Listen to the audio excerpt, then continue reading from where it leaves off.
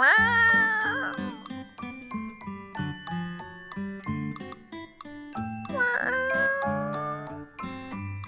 arrange my clothes come to Philippines. So my Minmin is live at home. It's sad to be bye for you come to me now. Huh? Mama mia.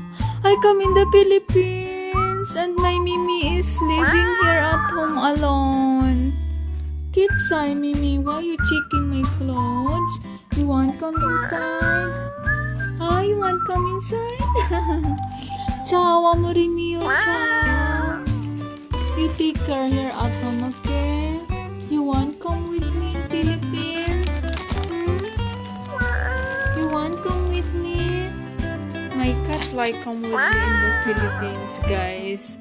So anyway, I arrange my clothes. This is inside the plastic. It's chocolate. So that's why I have a lot of things. Here also, my God.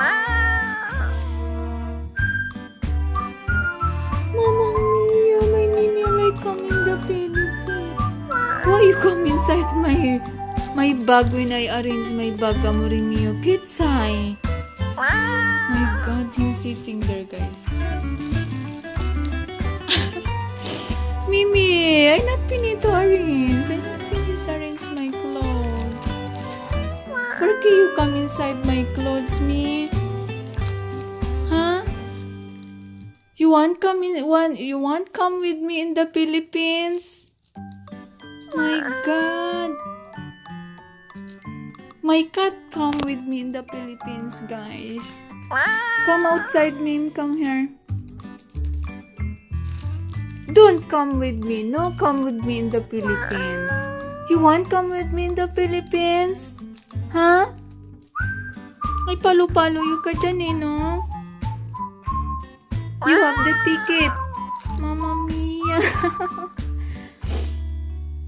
Mama mia, like come with me in the Philippines. Kitsay, amore mio, kitsay.